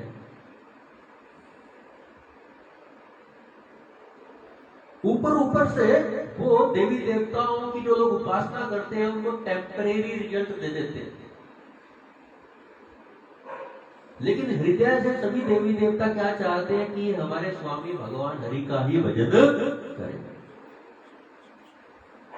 भागवत पुराण में एक प्रसंग आता है। ब्रिकासुर नाम का असुर था। उसने नारद जी से पूछा, मुझे ये बताइए कि सबसे जल्दी कौन सा देवता प्रसन्न हो जाता है, मैं उसकी पूजा करके कुछ वर प्राप्त करना चाहता हूं। तो नारायण जी ने कह दिया कि शिव जी बहुत जल्दी प्रसन्न हो जाते हैं। आशुतोष उसने शिव जी की सेवा करने का, शिव जी को प्रसन्न करने का निर्णय किया। वो यज्ञ करने लगा। उस यज्ञ में शिव जी को प्रसन्न करने के लिए वो अपने शरीर के टुकड़े काट काट कर डालने लगा कि शिव जी को मैं इसके द्वारा प्रसन्न करूंगा। फिर भी शिव जी उसके सामने प्रकट नहीं हुए, तो अंत में उसने क्या किया, अपना सिर काट कर शिव जी को अर्पित जैसे ही करना चाहा, शिव जी वहां प्रकट हो गए। शिव जी ने पूछा वृक्ष से, वृकासुर से, क्या वर चाहिए? मुझे वह वर दीजिए कि मैं जिसके सिर पर हाथ रख दूं वो भस्म हो जाए, वो नष्ट हो जाए। शिव जी ने उसको वह वर दे दिया। शिव जी हालांकि खुद भगवान हरि का सब समय भजन करते हैं, वो कैलाश पर्वत पर रहते हैं। ब्रह्मा जी सब समय भगवान का भजन करते हैं। उन्होंने हिरण्यकशिपु को हमने कल सुना कैसे कैसे वर दे दिए। तो देवी देवता ऊपर ऊपर से जल्दी जल्दी ये वर दे देते हैं, क्योंकि अगर वो वर नहीं देंगे तो ये असुर अपनी तपस्या से उस ब्रह्मांड के अंदर उथल पुथल मचा देते हैं। क्योंकि जब कोई भारी तपस्या करता है, जैसे हमने कल सुना ध्रुव जी ने तपस्या की तो पूरे ब्रह्मांड की सांस रोक दी। तो तपस्या, जब कोई भारी तपस्या करता है तो उसका प्रभाव पूरे ब्रह्मांड पे पड़ता है। तो सृष्टि में कोई बहुत बड़ा उत्पात न हो, इसके लिए वर देवी देवता जल्दी दे देते हैं। अब वो वर प्राप्त करके वृक्ष क्या करने लगा, कहा सबसे पहले इसका टेस्ट मैं शिव जी के ऊपर ही करता हूं, ये वर उसने ठीक दिया या नहीं दिया। तो वो शिव जी को मारने के लिए दौड़ा। अपना हाथ उसने ले रखा था, कहा शिव जी के ऊपर ही मैं हाथ रख देता।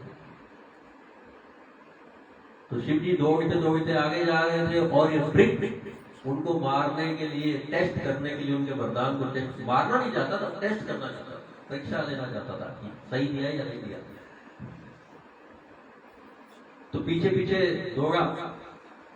तो उस समय भगवान विष्णु एक ब्रह्मचारी का रूप धारण करके शिव जी की रक्षा करने के लिए वृकासुर के सामने आए। तो वृकासुर से भगवान विष्णु ने कहा कि तुम शिव जी के पीछे दौड़ रहे हो, लेकिन शिव की बातों में कोई सत्य नहीं रहता है।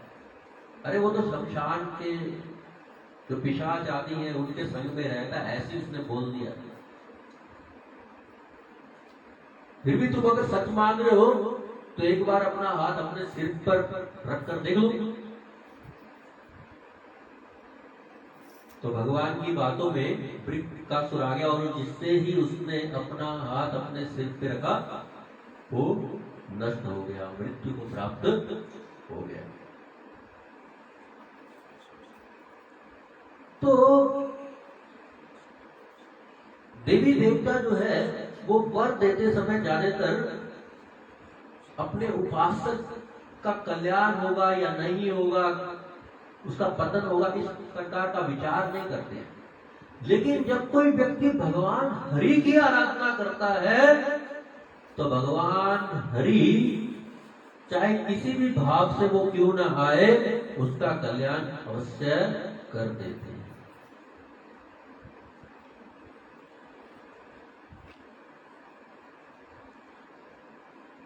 एक दिन सिंधु और सुबीर के राजा रघुगण, ये भी भगवान के भक्त थे, राजा थे। ये गंगा सागर में जा रहे थे, गंगा सागर की तरफ जा रहे थे भगवान कपिल देव से ज्ञान प्राप्त करने के लिए। जब इक्षुमती नाम की नदी है उसके तट पर पहुंचे तो उन्हें एक कहार की आवश्यकता पड़ी। ये पालकी पर लेकर जाए जा रहे थे। महाराजा रघुगण को पालकी पर लेकर जाया जा रहा था, तो कुछ कहार लेके जा रहे थे। तो उस समय एक कहार कम पड़ जाए तो मुख्य कहार ढूंढने के लिए किसी कहार को, जो पालकी को उठाते उसको कहार कहा जाता, तो उसको उठाने तो कहार की व्यवस्था करने के लिए गया तो उसको जड़ भरत दिखाई दिए। उस मुख्य कहार ने देखा कि ये व्यक्ति हट्टा कट्टा है, मजबूत है, बैल या गधे के समान भार ढोने में समर्थ है, तो इसको ही कहार बना लेते हैं। तो उसको पकड़कर महाराजा रघुगण की पालकी ढोने में लगा दिया। जड़ भरत ने उसका भी विरोध नहीं किया।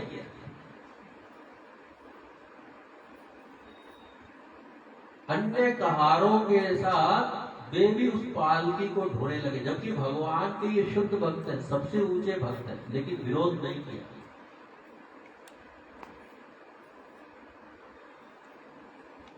और सभी कहार महाराज रघुगण की पालकी को उठा के, महाराज रघुगण पालकी में बैठे हुए थे, उनको लेके जा रहे थे। उस समय जड़ भरत ने देखा रास्ते में कुछ चींटियां आदि रेंग रही है, तो उनके ऊपर मेरा पैर ना पड़ जाए, इसलिए उनकी चाल जो है थोड़ी बदल गई।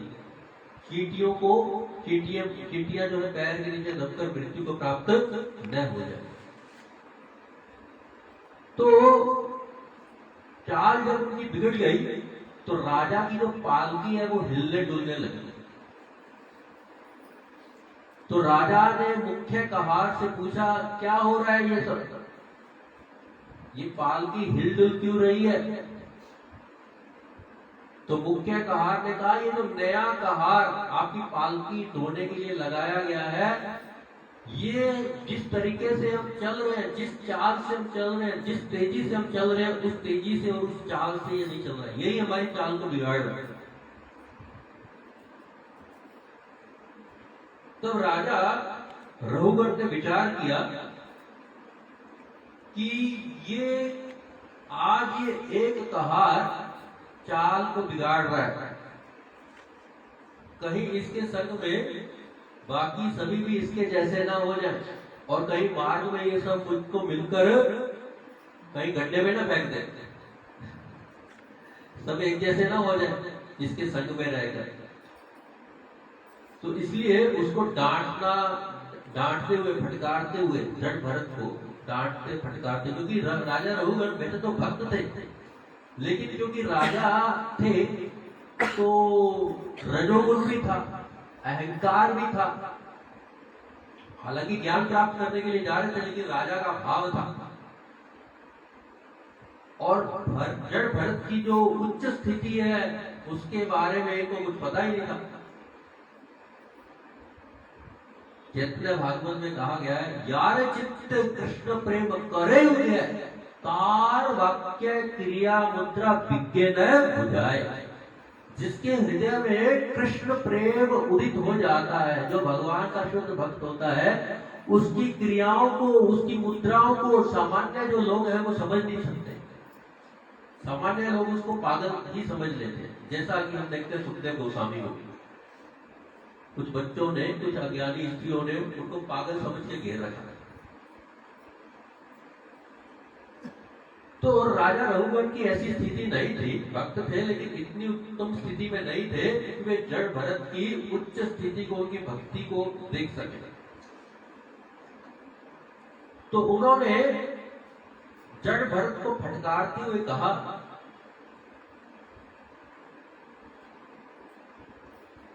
उस पर तंज कसते हुए मानो कहा कि अरे भाई, तू बहुत देर से पालकी ढो रहा है, इसलिए लगता है थक गया लगता है।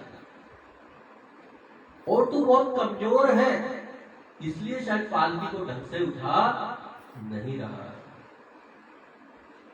या ऐसा लग रहा है कि तेरे को कोई पालकी उठाने में सहायता ही नहीं कर रहा, तो अकेला ही पालकी उठा रहा है। ऐसे उसके ऊपर व्यंग्य तंज कसा। इसका अर्थ ये था कि तू मेरा भाई नहीं है जो मैं तुझे दंडित नहीं करूंगा।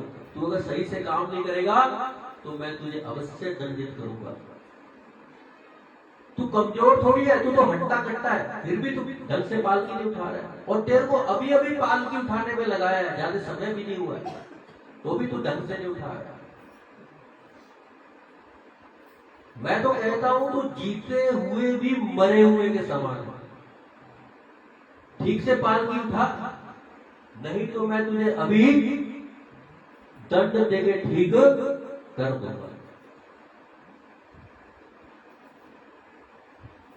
इस प्रकार से जब राजा रघुगर ने जड़ भरत से कहा तो जड़ भरत पे उसका कोई प्रभाव नहीं हुआ, लेकिन जड़ भरत ने देखा कि ये राजा रघुगर जो है ये भगवान का भक्त है, और ये भक्ति के विषय में ज्ञान प्राप्त करने के लिए ही भगवान कपिल के पास जा रहा है, लेकिन इसमें थोड़ा अज्ञान छाया हुआ है। तो जड़ भरत को उसके ऊपर दया आ गई राजा रघुगर को, तो उसको जो प्रश्न उसने किए थे, जो बातें कही थी, उसी के द्वारा मानो रघुगर को समझाने के लिए, उसको ज्ञान देने के लिए उसको उपदेश देने लगे। जड़ भरत ने राजा रघुगर से कहा कि आपने मुझे कहा कि तू न तो थका है और न ही तुमने लंबा रास्ता तय किया है, फिर भी तू पालकी ठीक से नहीं उठा रहा। तो जड़ भरत ने कहा कि महाराज आपने सच कहा कि न तो मैं थका हूं और न ही मैंने लंबा रास्ता तय किया है, क्योंकि पालकी को उठाने में थकता कौन है? पालकी को उठाने में थकता तो शरीर है, और लंबा रास्ता कौन तय करता है? चलता कौन है? शरीर चलता है। क्योंकि मैं शरीर हूं ही नहीं, मैं तो आत्मा हूं, तो आत्मा न तो कभी थकता है और न ही आत्मा कभी चलता है। तो आपकी बात सच है कि न मैं थका हूं और न ही मैं चल रहा हूं। शरीर के भीतर जब आत्मा रहती है तो आत्मा भी चलती है, शरीर चलता है। तो मैं शरीर हूं ही नहीं, मैं तो आत्मा हूं। आत्मा कभी थकती नहीं है, आत्मा कभी इस प्रकार से शरीर के भीतर जब रहती है तो वो चलती भी नहीं। तो आपकी बात सच है। फिर कहा कि तू हट्टा कट्टा है, तो ये जो मोटापा है, बल है, कमजोरी है, ये सब शरीर के गुण हैं, आत्मा के गुण नहीं। किसी को रोग लगता है, किसी को भूख लगती है, किसी को प्यास लगती है, किसी को कोई संसारिक कामना होती है, सब किसके लक्षण है? शरीर के लक्षण है, ये आत्मा के लक्षण नहीं है।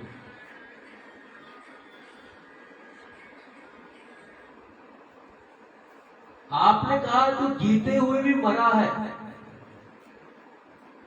तो आत्मा तो सब समय जीवित रहता है, आत्मा तो चेतन है, आत्मा की तो कभी मृत्यु ही नहीं होती। हाँ, लेकिन जो शरीर है इसके बारे में आपकी बात ये सत्य है कि तू जीते हुए भी मरे हुए के समान है। ये जो शरीर है ये वास्तव में मुर्दा है। ये जीवित क्यों दिखाई देता है? क्योंकि शरीर के भीतर आत्मा है। जैसे गाड़ी चलती हुई दिखाई देती है, क्यों दिखाई देती है? क्योंकि उसके अंदर ड्राइवर है। जैसे ही ड्राइवर गाड़ी से उतर जाएगा गाड़ी बंद हो जाएगी, उसी प्रकार से शरीर के भीतर आत्मा है तो ये जीवित दिखाई देता है मुर्दा, पैकिंग है। लेकिन जैसे ही आत्मा निकल गई शरीर मुर्दा बन जाता है। तो ये जो शरीर है ये जीते हुए भी मरे हुए के समान है। ये शरीर के बारे के विषय में आपने जो बात कही वो सच है। आपने कहा था कि मैं तेरा स्वामी हूं, तू मेरा दास है, तो तू मेरी आज्ञा का पालन कर।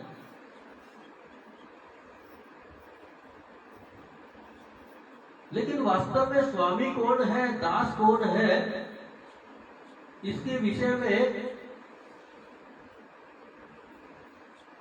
कुछ कहा नहीं जा सकता, कुछ सही निर्धारित नहीं किया जा सकता है। क्योंकि जो आज स्वामी है कल को हो सकता है उसी दास, वो जो दास है उसका वो स्वामी बन जाए और जो स्वामी है वो उसका दास बन जाए।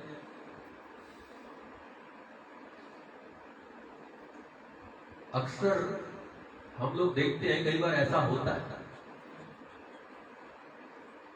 जो सेठ होता है वो मुनीम बन जाता है और जो मुनीम होता है वो सेठ बन जाता है, होता है।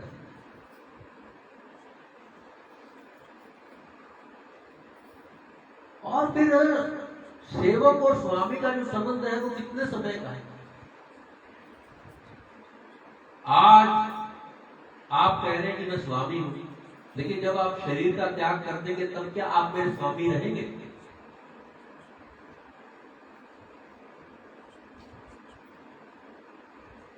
आज मैं मान लूं कि मैं आपका दास हूं, कल को मैं कहीं धनी परिवार में जन्म ले लूं तो मैं स्वामी बन जाऊंगा। इस जन्म में मैं दास हूं, अगले जन्म में स्वामी बन जाऊंगा। तो ये दास और स्वामी का जो संबंध है ये ठीक। असली जो स्वामी है वो तो भगवान है, सभी उसके दास हैं। तो असली संबंध तो स्वामी और दास का भगवान के साथ है। भगवान स्वामी है, हम दास हैं। लेकिन आप कह रहे हैं कि आप स्वामी है और मैं दास।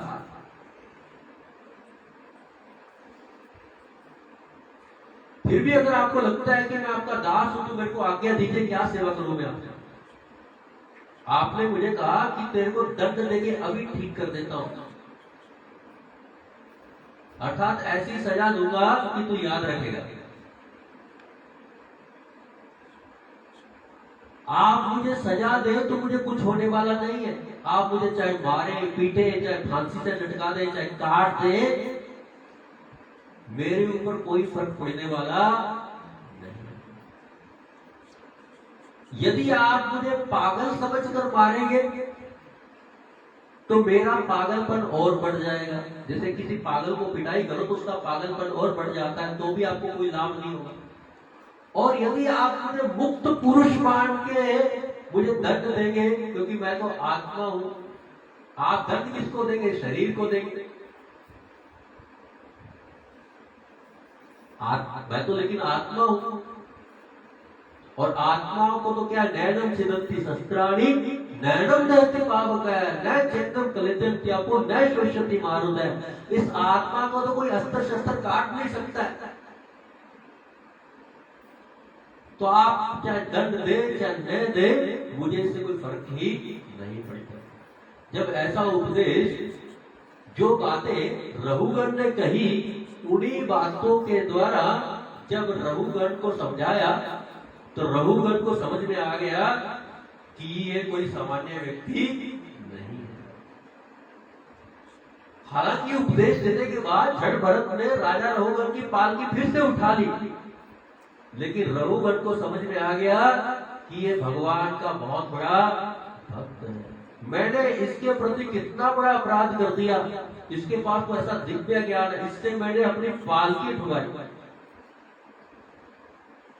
मुझे तो इसकी सेवा करनी चाहिए थी, और मैं जो उल्टा इससे अपनी पालकी उठवाने जैसा इतना बड़ा अपराध इसके चरणों में कर दिया। तो तुरंत वो अपनी पालकी से कूदे और जड़ भरत के चरणों में गिर गए और कहा कि आप भगवत ज्ञान से परिपूर्ण हैं, लेकिन आपने अपना स्वरूप छिपा रखा है, समझ में नहीं आ रहा कि आप कौन है। कहीं आप भगवान कपिल तो नहीं है जिनसे मैं ज्ञान प्राप्त करने जा रहा हूं, आप हैं कौन?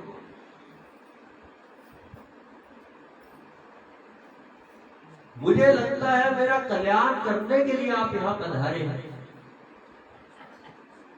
मेरा जो अहंकार अज्ञान इतना बढ़ गया था, मेरे अहंकार को, मेरे अज्ञान को चूर चूर करने के लिए आप पधारे हैं। आपके चरणों में मेरा इतना बड़ा अपराध हो गया है,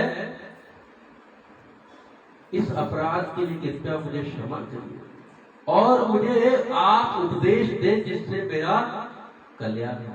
तो उस समय जड़ भरत ने राजा रघुगण को भक्ति का बहुत बड़ा उपदेश दिया। रघुगणा एतत् तपसा न याति न चैत्या निर्विघ्नातिर्हवा न छत्रसा न जलग्नि सूर्य बिना महत्पाद रजोभिषेकम। ये रघुगण बहुत बड़ा उपदेश दिया। तो उसमें एक श्लोक है, महत्वपूर्ण श्लोक, कि रघुगण ये जो भगवत ज्ञान है, भगवत भक्ति है, न इच्छा निर्पराध गिरा, न तो किसी तपस्या के द्वारा भगवान के विषय में ज्ञान हो सकता है, न किसी पूजा के द्वारा भगवान के विषय में ज्ञान हो सकता है, न बहुत कुछ दान करने से भगवान के विषय में ज्ञान हो सकता है। कई लोग कहते हैं ना कि हम दान कर देंगे, भक्ति आप हमारे लिए कर दो।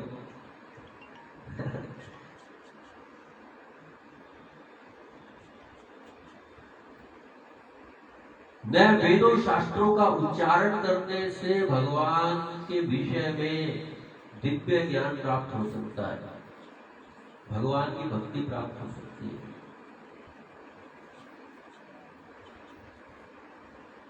कुछ लोग गर्मी के दिनों में आपने देखा होगा आग जला लेते हैं और आग के बीच में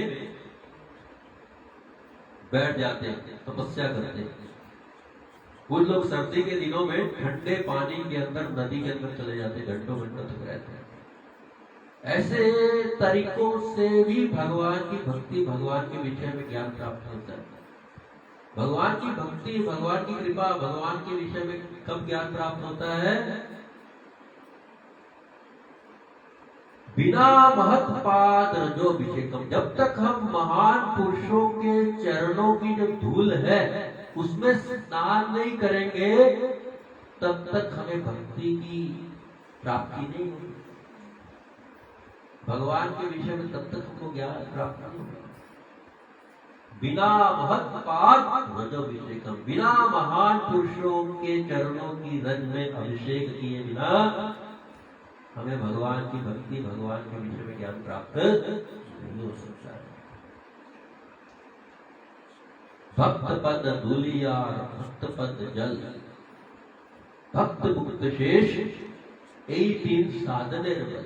इन तीन सेवा होई ते कृष्ण प्रेमा होई, सर्व शास्त्र पुकार क्या करेगा। तो तीन चीजें महत्वपूर्ण मानी गई है भगवान की भक्ति में तत्काल वृद्धि करने के लिए। एक तो भक्त मुक्त शेष, भगवान का जो भक्त है उसके द्वारा जो खाई गई जूठन है उसका सेवन करने। भक्त पद जल, भक्त के चरणों का जल सेवन करने। और भक्त पद धूलि, और भक्त के चरणों की धूल का सेवन करने से। तो जब तक हम भगवान के शुद्ध भक्तों, इसका अर्थ क्या है कि जब तक हम भगवान के शुद्ध भक्तों की आज्ञा में नहीं रहेंगे तब तक हम भक्ति को प्राप्त नहीं कर सकते। जब तक उनकी सेवा में, जब तक उनके उपदेशों का पालन नहीं करेंगे, हम भक्ति में आगे नहीं बढ़ सकते। और फिर जड़ भरत ने राजा रघुगण को बहुत लंबा उपदेश दिया और उसको सुनने के पश्चात राजा रघुगण को ज्ञान हो गया और उन्होंने रोते हुए जड़ भरत के चरणों की वंदना की, उनका सत्कार किया उनका बहुत हृदय से धन्यवाद किया और इस प्रकार से राजा रघुबर को ज्ञान देकर जड़ भरत जो है वो वहां से चले गए और उस जन्म में ही जड़ भरत के शरीर में ही उन्होंने भगवान के प्रेम को, शुद्ध भक्ति को प्राप्त कर लिया। थोड़ा 5 मिनट कीर्तन कर लेते हैं या सीधा प्रसंग आरंभ करने आगे का प्रसंग आरंभ कर देते हैं, फिर कीर्तन थोड़ा लास्ट में। टाइम हो गया। भगवान कृष्ण की जो जन्म लीला है उसको हम जल्दी जल्दी शॉर्ट में थोड़ा कवर कर देते हैं, 15-20 मिनट में, आधे घंटे में है। 2 मिनट का कीर्तन करते हैं, 2 मिनट का जो कीर्तन कर लेंगे। छोटा कीर्तन कीजिएगा, ज्यादा लंबा मत कीजिएगा क्योंकि टाइम हो गया। मिनट टाइम तो पता। हरे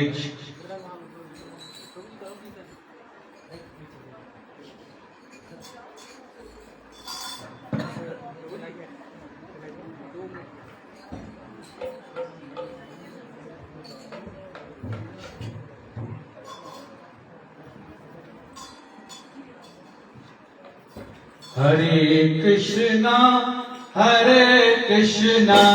कृष्ण कृष्णा हरे हरे, हरे रामा राम रामा हरे हरे। हरे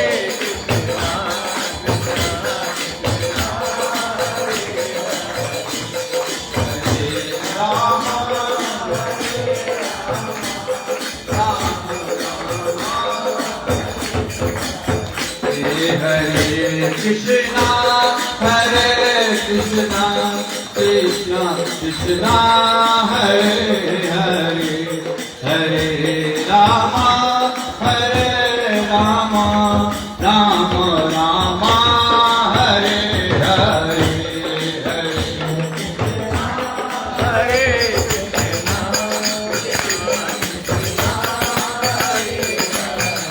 हरे हरे,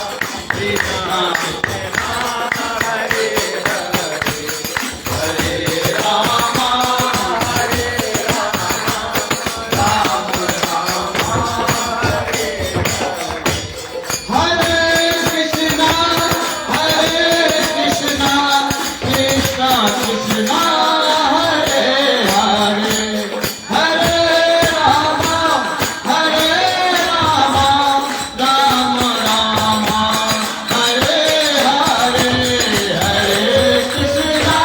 रामा हरे हरे, Hare Rama,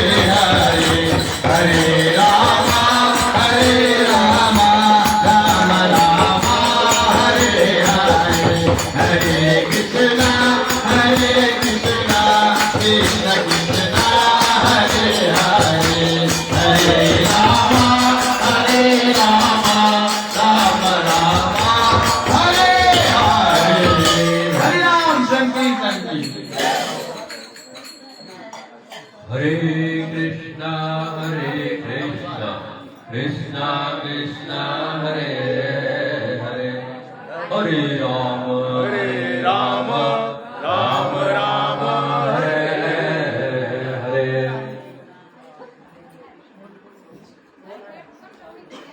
हाँ? हाँ, कल का जो प्रोग्राम है वो बता रहे हैं 4 बजे से स्टार्ट होगा। कल 7वां दिन है ना, तो कल आप लोग फिर समय पे कल 4 बजे आ जाए।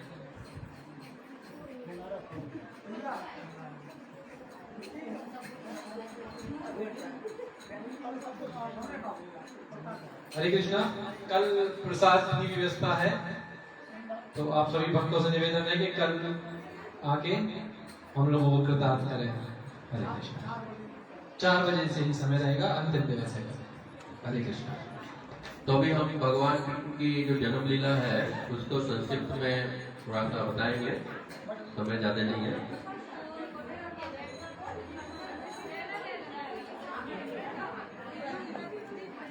एक बार मथुरा में सूरसेन के पुत्र वसुदेव हरे कृष्ण, शांति बनाए रखें।